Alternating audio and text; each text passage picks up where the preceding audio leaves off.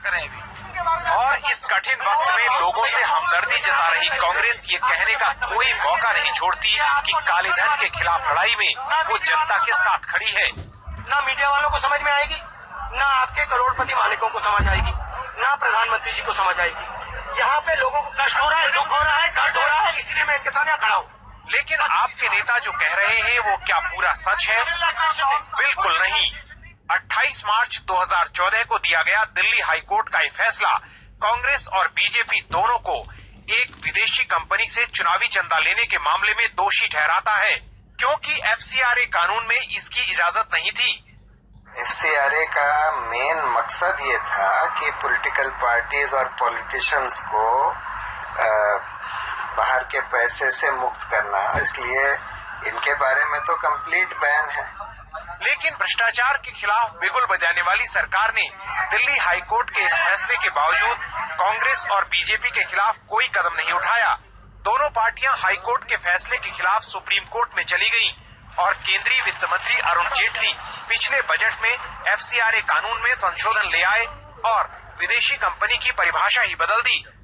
नए संशोधन के मुताबिक किसी भारतीय कंपनी में 50% से अधिक हिस्सेदारी वाली कंपनी भी विदेशी कंपनी नहीं मानी जाएगी अगर उसका निवेश एफडीआई सीमा के भीतर है। दोनों नेशनल पार्टीज हॉस्टेज बन चुकी हैं बड़े बड़े इंडस्ट्रियलिस्ट के हाथ में, और वो जैसे चाहेंगे ये लोग कठपुतली की तरह उनको नचाएंगे। तो जिस तरह से इन्होंने अपना केस वापस लिया है सुप्रीम कोर्ट में, और फिर यहाँ पर मोदी सरकार ने रेट्रोस्पेक्टिव लेजिस्लेशन पास किया, उस वक्त भी हमने कहा था कि आप सिर्फ अपनी दो पार्टियों को बचाने के लिए जो आपने गैर कानूनी काम कर रहे हैं। अब सुप्रीम कोर्ट में बीजेपी और कांग्रेस ने सोमवार को अपनी अपील वापस ले ली है, जो उन्होंने दिल्ली हाईकोर्ट के फैसले के खिलाफ की थी। उन्हें लगता है कि नए संशोधन के बाद उनके खिलाफ एफसीआरए कानून का उल्लंघन नहीं बनता, लेकिन याचिकाकर्ता जगदीप छोकर कहते हैं कि दोनों पार्टियों के खिलाफ कार्रवाई होनी चाहिए।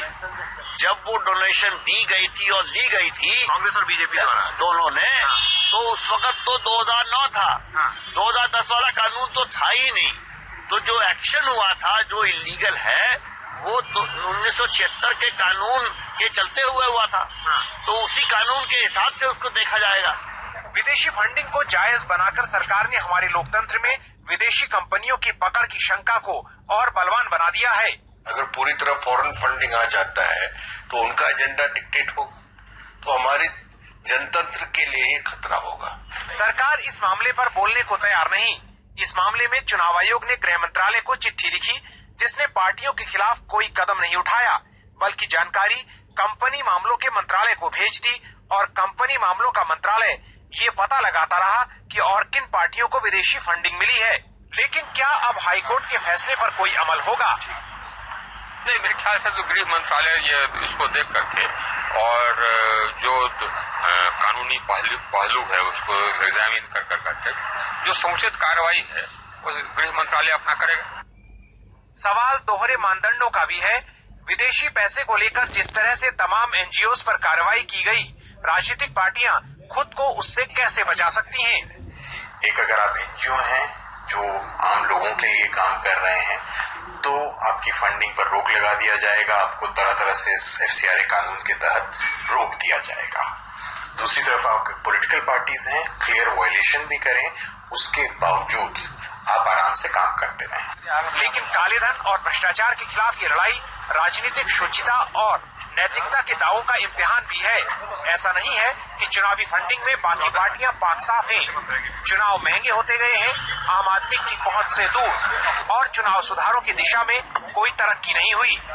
मैं तो इसको ठीक नहीं मानता हूँ, लेकिन उनके अपने तर्क है, जरा उनसे पूछिए। सवाल ये है कि बाहर से अगर कोई हमें फंड दे रहा है, हमी को नहीं दे रहा, केजरीवाल जी को भी दे रहा है, नीतीश जी को भी। तो एक ऐसे वक्त में जब देश की जनता दिन भर कतारों में खड़ी भ्रष्टाचार मुक्त समाज के लिए तपस्या कर रही है, ये एक सवाल तो लोग पूछ ही सकते हैं, हाथी के दांत दिखाने के और खाने की ओर क्यों हैं?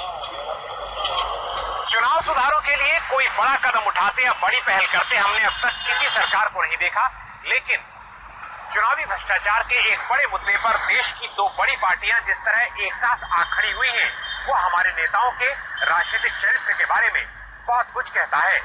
अपने सहयोगी सुशील राठी, शशिकांत झा और विजय पटवाल के साथ दिल्ली से हृदय जोशी। एनडीटीवी।